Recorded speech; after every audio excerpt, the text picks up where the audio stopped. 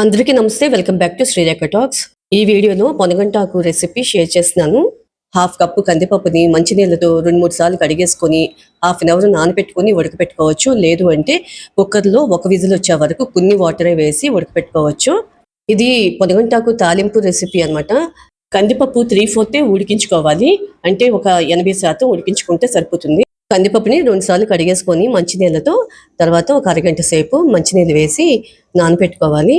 కందిపప్పు ఉడికే లోపల పొనగంటాకుని ఉప్పేసి మంచినీళ్ళతో 4-5 సార్లు కడుక్కోవాలి. కాయగూరలైనా ఆకుకూరలైనా ఏవైనా కూడా ఉప్పేసి కడుక్కోవాలి. ఎందుకంటే పురుగు పట్టకుండా ఉండడానికి పెస్టిసైడ్స్ వేసి ఉంటారు.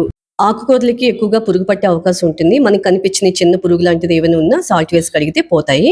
నేను ముందుగానే కాడలన్నీ సెపరేట్ చేసేసాను. ఆకుని ఒక టైట్ కంటైనర్ లో వేసుకుని ఫ్రిడ్జ్ లో పెట్టుకుని నెక్స్ట్ డే కట్ చేసుకున్నాను. ఒక కడాయి పెట్టుకుని 2 టేబుల్ స్పూన్ల ఆయిల్ వేసుకొని పోపు దినుసులు వేసుకోవాలి. కొంచెం పచ్చిశనగపప్పు, కొంచెం మినపప్పు, ఆవాలు, జీలకర్ర, 2 ఎండుమిరపకాయలు వేసుకొని 2 నిమిషాలు లో ఫ్లేమ్ మీద గోల్డెన్ బ్రౌన్ వచ్చే వరకు ఫ్రై చేసుకోవాలి. 5-6 వెల్లుల్లి రబ్బలు కట్ చేసి వేసుకున్నాను. కొంచెం ఎక్కువగా కూడా వేసుకోవచ్చు.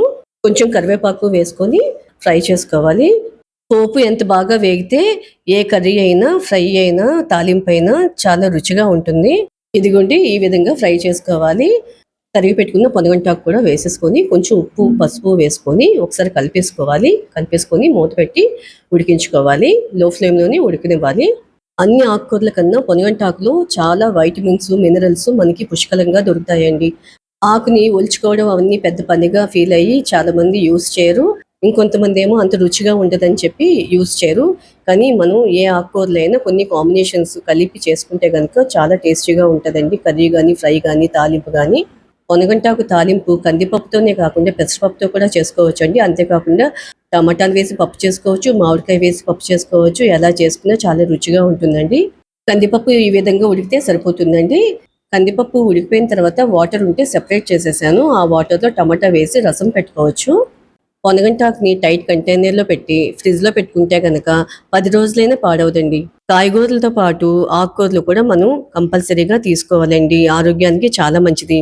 నెక్స్ట్ ఉడికించి పెట్టుకున్న కందిపప్పు వేసేసుకొని ఒకసారి బాగా కలిపేసుకొని రుచికి తగినంత ఉప్పు, కారం వేసుకొని 1/2 టేబుల్ స్పూన్ ధనియాల పొడి వేసుకొని ఒకసారి బాగా కలిపేసుకొని 2-3 నిమిషాల పాటు లో ఫ్లేమ్లోనే ఫ్రై చేసుకొని స్టవ్ ఆపేసి సర్వ్ చేసేసుకోవడమేనండి.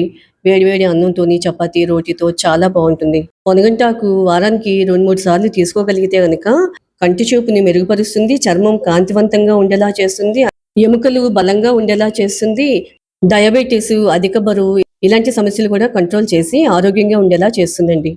ఇంకా చాలా రోగాలు దూరం చేసి ఆరోగ్యంగా ఉండేలా చేస్తుందండి. మీరు ఇంట్లో ట్రై చేసి టేస్ట్ ఎలా ఉంది అనేది మీ ఫీడ్బ్యాక్ కామెంట్ బాక్స్లో షేర్ చేయడం మర్చిపోకండి. మరిన్ని ఇంట్రెస్టింగ్ వీడియోస్ చూడాలనుకుంటే శ్రీరేఖ టాక్స్ ఛానల్ని సబ్స్క్రైబ్ చేసుకోండి.